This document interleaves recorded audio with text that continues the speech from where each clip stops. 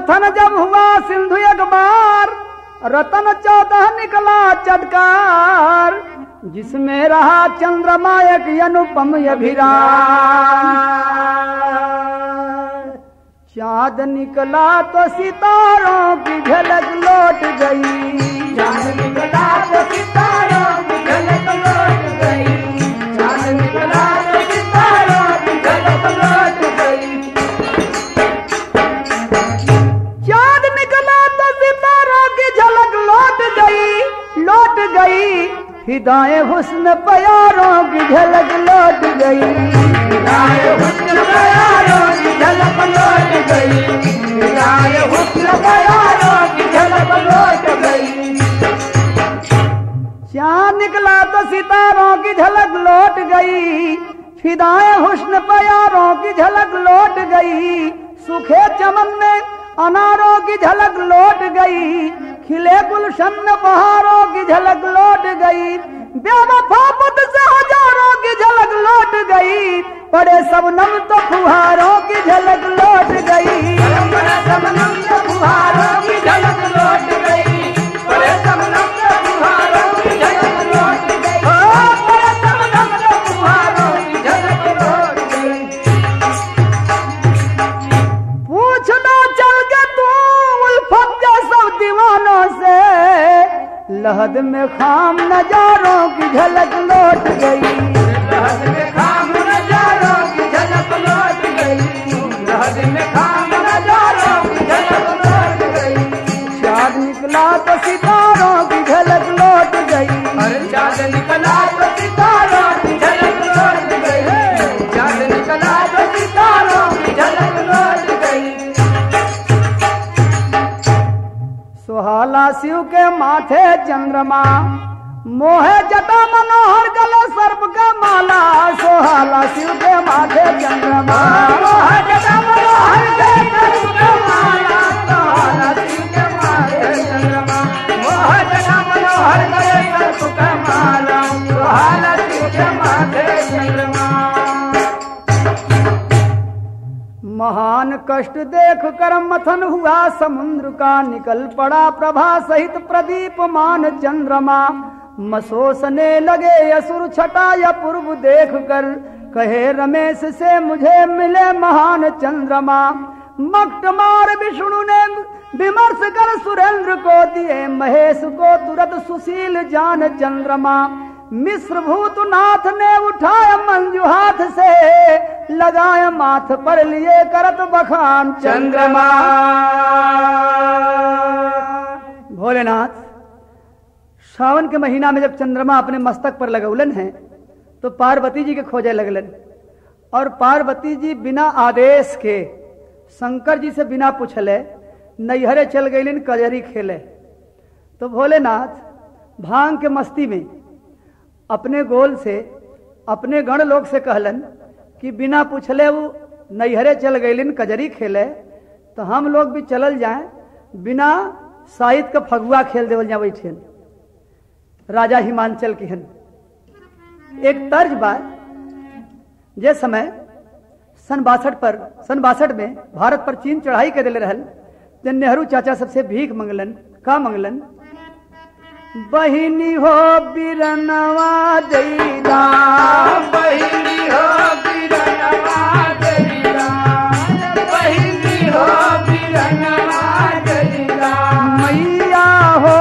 ललनवा देदा, मैया हो ललनवा देदा,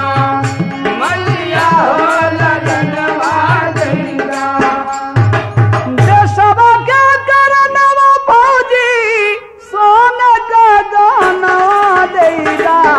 बहिनी हो बिरनवा देदा, माला हो ललनवा देदा। अरे देशवा के करनवा फौजी सोने का गाना जिया जिया बहिनी हो बिरनवा देदा, माता हो ललनवा देदा। तो भैया यही तर्ज हो। भोलेनाथ सावन में अपन भूत बैताल वाली गोल लेके ससुराल जात हन। कैसे जात हन? चलल ससुररिया भोला, चलल ससुररिया भोला, चलल ससुररिया भोला, बैला पर सवरिया भोला, बैला पर सवरिया भोला, बैला पर सवरिया भोला, झोला में डमरुआ धइले चंद्रमा लीलरिया भोला, चलल ससुररिया भोला, बैला पर सवरिया भोला, झोला में डमरुआ धइले चंद्रमा लीलरिया भोला, चलल ससुररिया भोला, बैला पर सवरिया भोला। महामुदित हो गया जगत जब चमका चंद्र गगन में, मस्त हुए खुशियों के मारे शिव जी अपने मन में, सुहाला शिव के माथे चंद्रमा, मूसर तिमिर हुआ छाया जग में उजियाला, सुहाला शिव के माथे चंद्रमा, हुआ छाया जग में उजियाला, सुहाला शिव के माथे चंद्रमा, हुआ छाया जग में उजियाला, सुहाला शिव के माथे चंद्रमा। मवास में महेश के मगन हुए पिचास गण लगे सहर्ष नाचने, प्रखर निहार चंद्रमा, मलत भभूत अंग में चले बरात साज कर,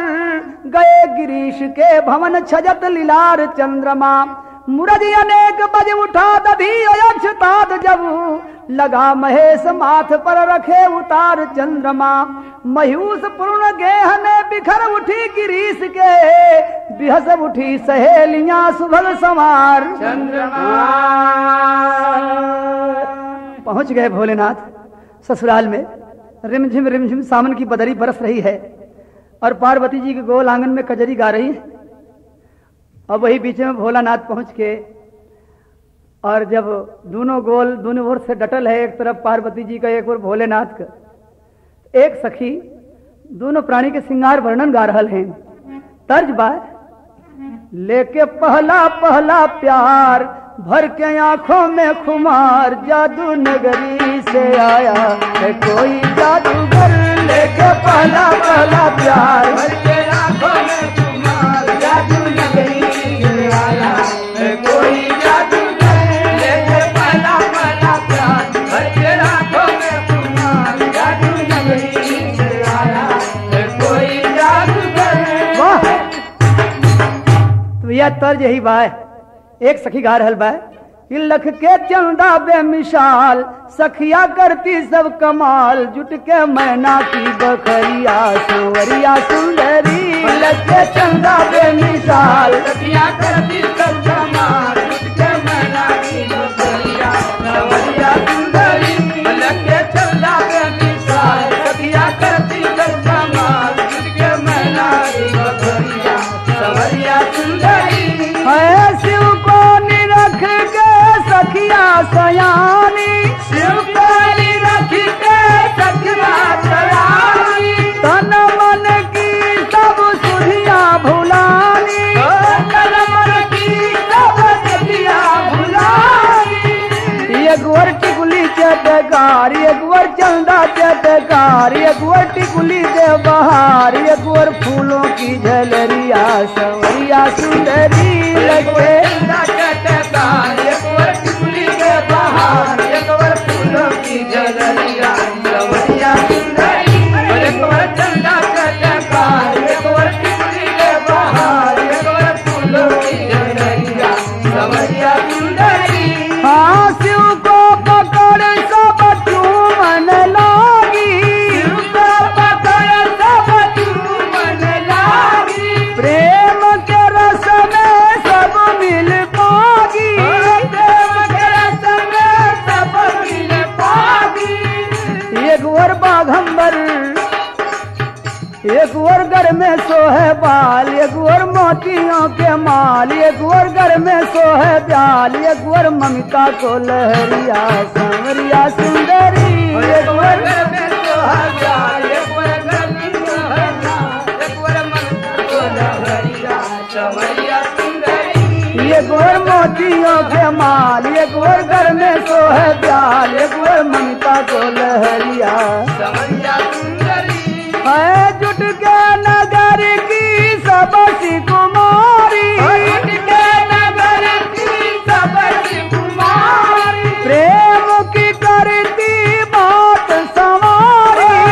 प्रेम की करती बात संभाली एक वर बाघंबर चटकार एक वर चोली बूटेदार एक वर सतरंगी चुनरिया संवरिया सुंदरी एक वर बाघंबर चटकार एक बार चोली फूटेदार एक बार सतरंगी चुनरिया सवरिया सुंदरी एक बार बागंबर चटकार एक बार चोली फूटेदार एक बार सतरंगी चुनरिया सवरिया सुंदरी मेवा परम पुनीत प्रेम का चखने लागे प्रेमी मेवा परम पुनीत प्रेम का चखने लागे प्रेमी मलिंद जो मकरंद पुष्प का चढ़ते हैं नित नेमी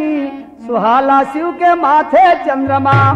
मरकत मणि ब्रज का लग चंदा कहाला सुहाला शिव के माथे चंद्रमा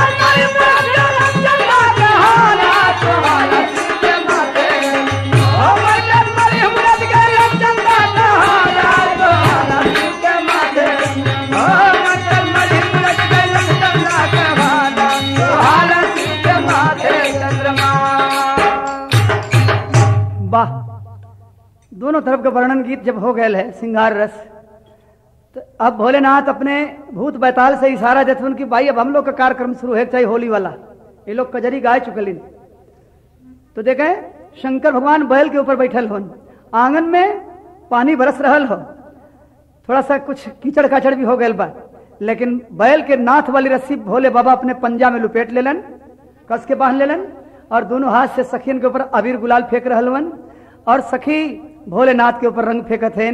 यही में एक घटना घट गई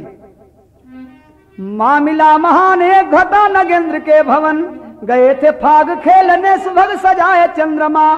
मैं भभूत भंग के मथी सुरंग रेलियां उड़न लगा गुलाल तब गए तो पाए चंद्रमा मुबारकी गुलाल के विपक्ष में विनोद से असीम रंग मार से गए फफाए चंद्रमा मुफासिला टपक पड़ा पीयूष बाघ चर्म पर तुरंत बाघ जी गया गए डराए चंद्रमा भोलेनाथ के चंद्रमा पर एक सखी के गुलाल पड़ल है तब तक दूसरे सखी के पिचकारी के रंग पड़ गए चंद्रमा में से अमृत चुई पड़ल बाघंबर लुपेटले रहे वही बाघंबर पर जब अमृत चुअल है तो बाघ जिंदा हो गए और बाघ जिंदा होकर जब गुर्रायल है तो भोले बाबा के बैल भड़क गए और बैल जब भड़कल तो भोलेनाथ चारों खाना चित्त आंगन में गिर गईलन और बरधा जब भागे लगल तब पैर के रस्सी और कसाए गई भगी सखियां कोठरिया में लगा जब बाघ गुर्राने सुना के शिव को ठिला के झरोखे से लगी गाने अरे लुटला बुढ़ऊ बहार बदरी में लुटला बुढ़ऊ बहार बदरी में लुटला बुढ़ऊ बहार बदरी में बहार बदरी में बहार बदरी में लुटला बुढ़ऊ बहार बदरी में लुटला बुढ़ऊ बहार बदरी में सावन में लेके गुलाल पिचकारी अरे सावन में लेके गुलाल की पिचकारी आए हो फगुआ खेले ससुरारी अरे आए हो फगुआ खेले ससुरारी महीना देखला तमाशा यहाँ के छूट जाई मस्ती तोहर बदरी में छुट जाई मस्ती तोहार बदरी में छुट जाई मस्ती तोहार बदरी में अरे तोहार बदरी में तोहार बदरी में छुट जाई मस्ती तोहार बदरी में छुट जाई मस्ती तोहार बदरी में बाहर मस्ती छोड़ जाई बदरी में जो ना हलवा ससुरारी फगुआ खेले बदरी यह टोके ले बैर घसीट के वह टोके ले जात बा और सखी सब गावत का है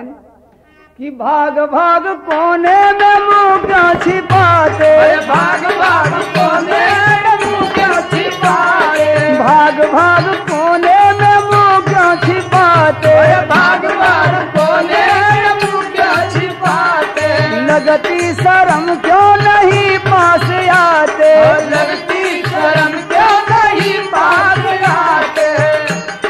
पड़लिया जहान से पाला सवरिया, पड़लिया जहान से पाला सवरिया, ले कसर कुल निकार बदरी में, कसर कुल निकार बदरी में,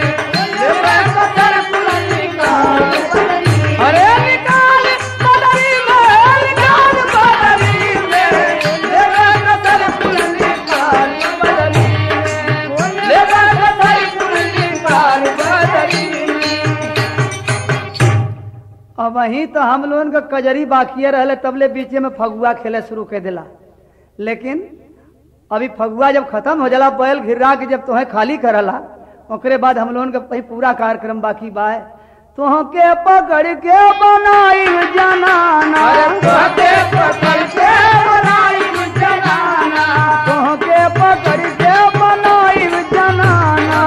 तुहके पकड़ के बनाई जनाना, पहिना के चोली गवाई खुगाना, पहिना के चोली गवाई खुगाना, आँखी में काजल लगा के नचैबे, आँखी में काजल लगा के नचैबे, झाड़ ले बगल कुल दुलार बदरी में, बिल्कुल गुलाब बदरी में, बिल्कुल गुलाब बदरी में, अरे बदरी में, बदरी में, बदरी में, बदरी में, या बदरी, बदरी में, बदरी दुलार बदरी में, बिल्कुल गुलाब बदरी में, बिल्कुल गुलाब बदरी में, लुटला बुढ़ऊ बहार बदरी में, लुटला बुढ़ऊ बहार बदरी में, लुटला बुढ़ऊ बहार बदरी में। ममिता छोड़ कर अब मनमानी आज मिले हो घर में, ममिता छोड़ कर अब मनमानी आज मिले हो घर में, माँ भर में पिचकारी जो हूँ तुझको बीच डगर में, सुहाला शिव के माथे चंद्रमा, मैं बाउर बन पीऊं सदा प्रेम का प्याला, सुहाला शिव के माथे चंद्रमा,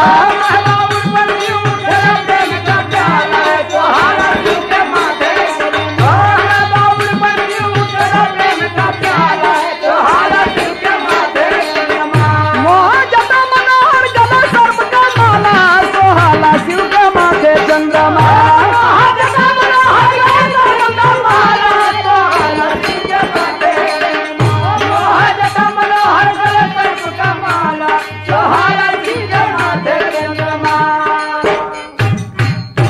बड़ी हालत खराब हो गई भोलेनाथ के।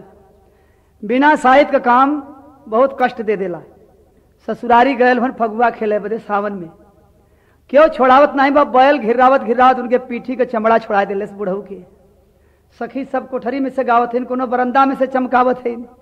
लेकिन एक तर्ज बा, अंगना में जब दुल्हा दुल्हन बैठलन बियाह होए लगला तो बुढ़िया लोग गावली,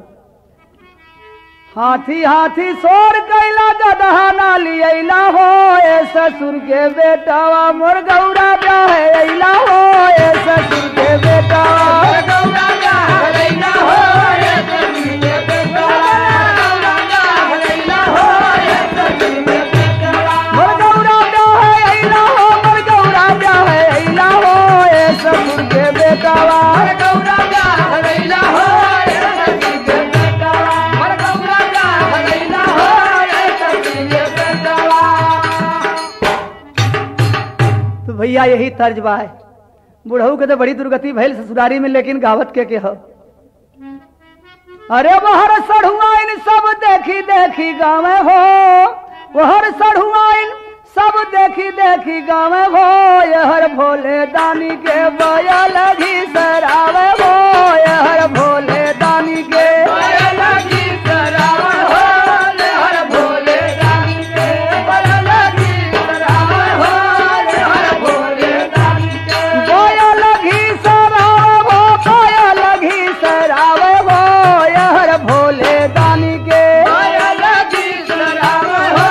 यहर भोले दानी के बया लगी सरावे हो, यहर भोले दानी के अंगना में ही लहू पर बरस बदरिया हो, अंगना में ही ऊपर बरस बदरिया हो, बयला के रस्सी फसल भोले के टंगरिया हो, बयला के रस्सी फसल भोले का टंगरिया अरे हो, बयला के रस्सी फसल भोले के टंगरिया हो, बयला के रस्सी फसल भोले का टंगरिया हो, छोटा छोटा बिटिहनी बाबू अंगूरी बिरावे हो, यहर भोले दानी के बया लगी सरावे हो, हर भोले दानी के बया लगी सरावे हो, हर भोले दानी के रोए पार्वतिया पर पीटी पीटी छतिया हो, पार्वतिया पर पीटी पीटी छतिया है, पीटी पीटी छतिया हो, पीटी पीटी छतिया हो, पार्वतिया पर पीटी पीटी छतिया हो, यहर भोले दानी का खूब होला दूर गतिया हो, हर भोले दानी का खूब होला दूर गतिया हो, अरे मोर बुढ़ाऊ के केहू ना छोड़ावे हो, यहर भोले दानी के बया लगी सरावे हो, हर भोले दानी के बया लगी सरावे हो, हर भोले दानी के बया लगी सरावे हो, यहर भोले दानी के बया लगी सरावे हो, हर भोले दानी के बया लगी सरावे हो, हर भोले दानी के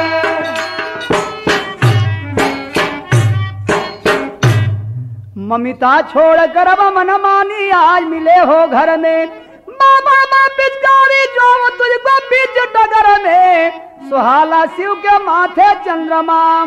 अरे मैं बाउर पर पीऊं सदा प्रेम का प्याला, सुहाला शिव के माथे चंद्रमा,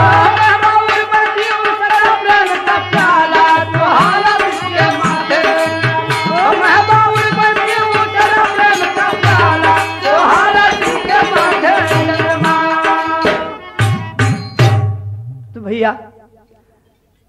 सढ़ुआइन सरहज सब तो गावत बा, लेकिन पार्वती जी रोवत हैं कि हमार बुढ़ऊ, अरे हमार दुल्हा कितनी दुर्गति इनका बर्धा करत बा, क्यों छोड़ावे वाला नहीं बा। लेकिन ससुराल में सबसे ज्यादा मोहब्बत दामाद का के रहला सास लोगन की। पार्वती जी का माई हिम्मत करके बर्धा के चुचकार के लिए दूबेली गुड़ खेवली थे और बर्धा खड़ा हो गए। अब शंकर जी के पैर का रस्सी छोड़ावत हैं, अब भोलेनाथ के समझावत हैं कि बचवा बिना मौसम का कोनो काम करे मत चली आया। लेकिन अब तर्ज मिली कजरी, वो कौन तर्ज हो कि रिम झिम बरस लागल पनिया, चढ़ल सवाना वो सजनवा नहीं आए भवनवा।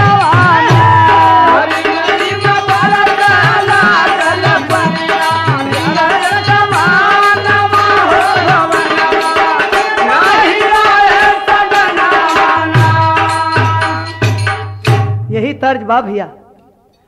शिव का पैर फसल रसरी में खाए ढंगलानिया हो मोहनिया, भीतर लगावल कजरी।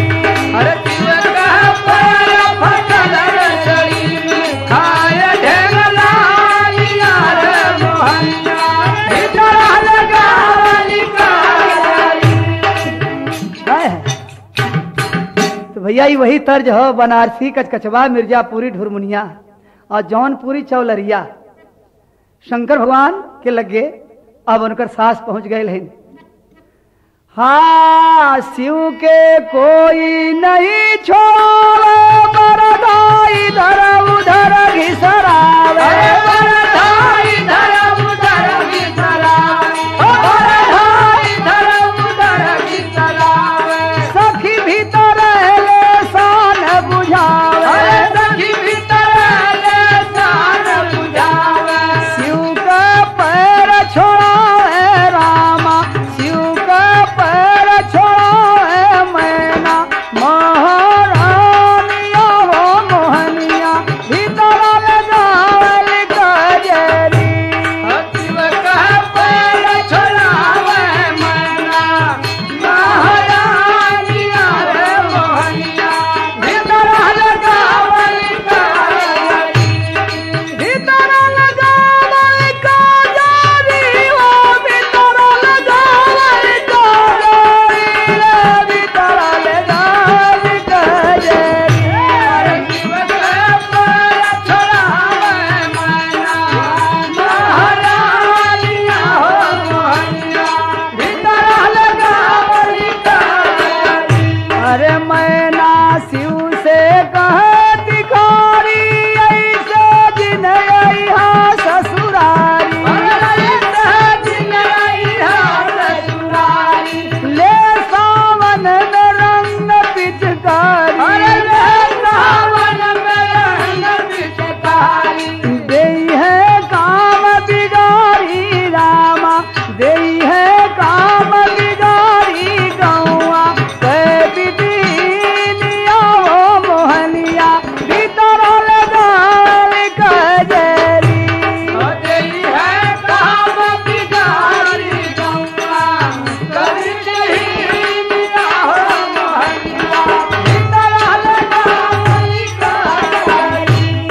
शिव का पैर फसल रसरी में खाए ढंगलानिया हो मोहनिया, भीतर लगावल कजरी।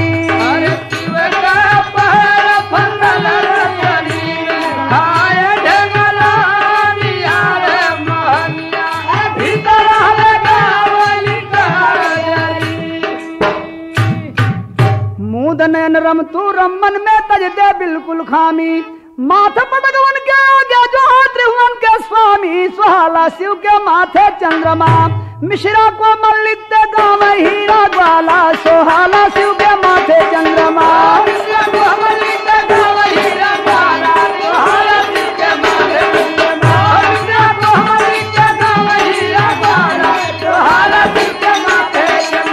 जिसमें रहा चंद्रमा यज्ञ अनुपम अभिराम,